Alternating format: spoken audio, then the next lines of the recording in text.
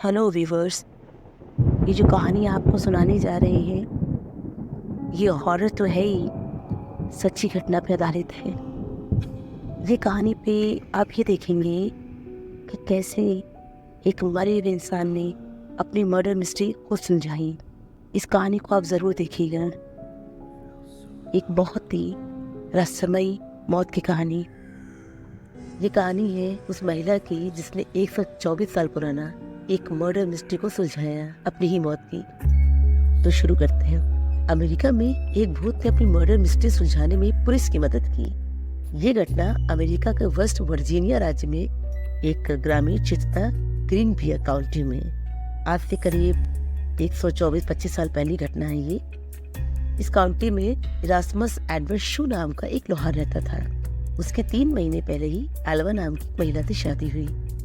1897 की एक रात एडवर्ड ने अपने पड़ोस के लड़के को, जो उसके यहाँ काम करता था, उसने उसको अपने घर भेजा। बोला कि जाओ देखो कहीं मेरी जो वाइफ है वो, अब क्योंकि उसकी शादी अभी नहीं हुई थी, तो इस लड़के को भेजा कि जाके देखो कहीं मेरी वाइफ को कुछ बाजार से कुछ सामान तो नहीं चाहिए। तो ये लड़का जब ग्रीनवियर काउंटी में उसके घर के दरवाजे पर पहुंचा तो उसने अजीब अवस्था में सीढ़ी के नीचे पड़ी है। एक पल के वो लड़का डर गया, किसी को इस तरह पड़े हुए, वो उसको समझ में नहीं आ रहा था कि वो क्या करे। तो उसने आके चेक किया। पहले तो उसने एल्वा को ठीक किया, को सीधा किया, फिर चेक करने की कोशिश की। तो एल्वा का जो सिर था वो एक तरफ झुका हुआ था। पहले तो लगा उसके शायद ये बेहोश हो गई है या गिर गई है। तो मिसेज शू, यानी उसने ये कह के पुकारा मिसेज शू। उसने उन्हें जगाने की कोशिश की, लेकिन जब जवाब नहीं मिला तो घबरा के पीछे हट गया। वो जल्दी से अपनी माँ को लेके आया, अपनी माँ को सारी बातें बताई। पड़ोस में रहने वाली जो लड़का था उसकी मम्मी ने देखा आके तो वो एक बेसुध पड़ी हुई थी। उसने पास ही के एक डॉक्टर को बुलाया, एक सरकारी अधिकारी आए वहाँ पे। जब फोन किया गया तो सरकारी अधिकारी जॉर्ज डब्ल्यू कन्नप को बुलाया। सूचना देने के लगभग 1 घंटे तक घटनास्थल पर कोई नहीं पहुंचा, लेकिन तब एडवर्ड शू वहाँ पहुँच गया, यानी उसका हस्बैंड। वो अपनी पत्नी के शव को वहाँ से उठाकर जल्दी से बेडरूम में लेके आया। उसे नहलाया, उसे कपड़े पहनाए, उसको बेड पे लेटा दिया और अपनी पत्नी के जो उसकी शरीर था उसको पूरे बैक, उसके कॉलर तक के कपड़े पहना के उसको तैयार कर दिया और चेहरे पे पर्दा डाल दिया। इस तरह सरकारी अधिकारी और जो मौत के मामले की जो जांच करते हैं स्थानीय डॉक्टर जो रहते हैं, जॉर्ज डब्ल्यू कन्नप भी वहाँ पहुँच गए। उन्होंने मृतक महिला के शरीर की जाँच शुरू की। जैसे ही उन्होंने जाँच करनी चाहिए उस तरह उनके जो पति थे एडवर्ड शू, उन्होंने अपनी पत्नी के जो सिर था उसको गोद में रखकर रो रहा था। जब कन्नप ने एल्वा के सिर और गर्दन की जांच करने की कोशिश की तो एडवर्ड शू नाराज हो गया और गुस्सा दिखाने लगा। कन्नप जो थे, जो डॉक्टर थे, वो शू को नाराज नहीं करना चाहते थे। उन्होंने सोचा इसको सदमा लगा है, ऐसा कुछ है, तो वो चुपचाप वहाँ से चले गए। उन्होंने एल्वा के बाकी शरीर की जांच के दौरान कुछ भी गलत नहीं पाया। फिर कन्नप कुछ हफ्ते पहले के भी एल्वा के इलाज कर रहे थे, तो उनको लगा कि हो सकता है अचानक बेहोशी आ गई इस तरह थी, या फिर उसको गर्भावस्था से जुड़ी कुछ परेशानियां भी थी। तो उन्होंने सोचा इस तरह उसको कोई प्रॉब्लम हुई जिससे उसकी डेथ हो गई। तो एल्वा के शरीर को लिटिल सेवल माउंटेन, यानी जो उसके बचपन का घर था, वहां ले जाया गया और वहीं दफना दिया गया। और एल्वा के जो हस्बैंड थे, उसने जब ताबूत में अपनी बीवी को रखा तो उसके सिर और गर्दन को किसी को छूने ही नहीं दिया, मतलब उसको टच ही नहीं करने दिया और ना ही देखने दिया। हालांकि उसके इस अजीब व्यवहार से, उसके जो ये हरकतें कर रहा था, उससे लोगों को शक हुआ, लेकिन कोई इसलिए कुछ नहीं बोल पाया क्योंकि लोगों को लग रहा था कि ये बहुत चाहता है, अभी इसकी शादी हुई है और ये इस तरह हरकतें कर रहा है। इसी तरह लोगों ने, लेकिन कहीं ना कहीं लोगों को एक दिमाग में ये था कि ऐसा क्यों कर रहा है। एल्वा की माँ मैरी जेन हिस्टर को छोड़ के, यानी जो एल्वा जो लड़की मरी थी उसकी जो मम्मी थी मैरी जेन हिस्टर, उसको छोड़कर हर कोई इस मौत को नेचुरल मान रहा था। उसकी मम्मी शो को कभी पसंद ही नहीं करती थी। उन्होंने बिना सबूत के उन्होंने साफ कह दिया कि शो ने ही उसकी बेटी की हत्या कर दी है। लेकिन इस बात को साबित कौन करे सिवाय एल्वा के कि उसके साथ हुआ क्या था। फिर इसी बीच हिस्टर जो थी, यानी एल्वा की जो माँ थी, उसने आत्मा से बात करने का फैसला किया। उसने कहा कि वो आत्मा से बात करेगी, जो उसने मर्डर किया है उसके बारे में जानने की कोशिश करेगी।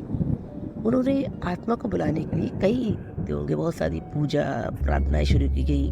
कई हफ्तों तक सुबह शाम ये सब चलता रहा तो एल्वा की आत्मा से उत्तर मिला। हिस्टर ने दावा किया कि उसकी बेटी उसके सपने में आई और लगातार 4 रात सपने में दिखाई दी। उन्होंने कहा कि आत्मा पहले बहुत तेज रोशनी के साथ आई, इंसानी रूप ले लिया और कहानी बताने लगी। इस दौरान पूरा कमरा, हिस्टर का पूरा कमरा ठंड से भर गया। लगातार 4 दिन तक एल्वा की आत्मा अपनी माँ के सपने में आई। उसने ये बताया, कबूल कर दिया कि शो ने उसके साथ क्रूरता की और उसके साथ गलत व्यवहार किया, उसको मारा। एक रात जो एल्वा ने रात को खाने में उसके कहने पे उसने मीट नहीं बनाया क्योंकि बहुत क्रूर था। सिर्फ मीट न बनाने में उसने एल्वा पे हमला कर दिया, बहुत मारा। शो ने मारपीट के दौरान एल्वा की गर्दन तोड़ दी, जिसके बाद एल्वा की आत्मा थी, उसने पूरी गर्दन, जब वो अपनी माँ को कहानी बता रही थी तो उस वक्त उसने अपनी पूरी गर्दन राउंड कर दी, पूरी गर्दन मोड़ दी। उसकी माँ सपने में चीखने लगी। फिर वो उससे मन बनाया कि मेरी बेटी के साथ गलत हुआ है और मैं इसका पर्दाफाश करके रहूँगी। फिर उसकी माँ पब्लिक प्रोसिक्यूटर जॉन प्रेस्टन के पास गई और पूरे मामले को उसने बताया। प्रेस्टन ने भूत के बारे में उसकी कहानी पर विश्वास किया। आसपास के लोगों से पूछताछ शुरू होने लगी। फिर शो के पड़ोसियों और दोस्तों ने एल्वा के अंतिम संस्कार के दौरान जो भी शो ने अजीब हरकतें की उसके बारे में सब ने बताया। तो कहीं ना कहीं यकीन तो हो ही गया था कुछ तो गलत हुआ है। जो लोग यकीन नहीं करते थे उनको भी लगा कि गलत तो हुआ है, पता तो लगना चाहिए। फिर डॉक्टर कन्नफ ने भी ये स्वीकार किया कि शो ने गर्दन और सर को छूने ही नहीं दिया।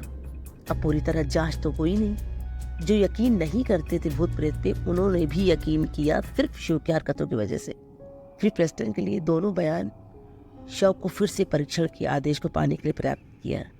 प्रेस्टन ने दोबारा टेस्ट करने के लिए उस शव को निकालने का जो आदेश था वो आ गया। उन्होंने कोर्ट के आदेश से शो की जो भी आपत्तियां थी, वो नहीं चाहता था ऐसा हो, लेकिन फिर भी कोर्ट ने इजाज़त दे दी। फिर उसकी बॉडी को मॉर्चरी लेकर गया। फिर एक समाचार पत्र द पोका हॉर्स टाइम के रिपोर्ट में ये आया कि गले पर उंगलियों के निशान पाए गए।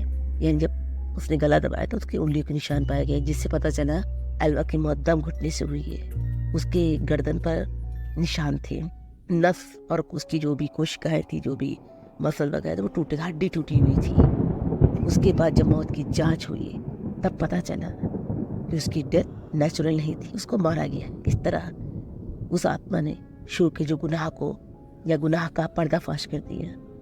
तो आपने देखा, ये कहानी आत्मा की है। एक आत्मा ने अपनी माँ से बताया। कुछ लोगों को इस पर यकीन नहीं होगा, लेकिन जिसके साथ घटती है उसके लिए पूरा सच होता है। इसी तरह आप लोगों के सामने फिर एक नई स्टोरी के साथ, एक सच्ची घटना के साथ सामने आएंगे। अगर आपको हमारी वीडियो पसंद आई है तो आप हमारी वीडियो को लाइक करें, जिससे हमें मोटिवेशन मिलता है, और चैनल को सब्सक्राइब ज़रूर करें और साथ ही साथ बेल आइकन को भी प्रेस कर दें, जिससे आने वाली हर वीडियो का नोटिफिकेशन आपको मिलता रहे।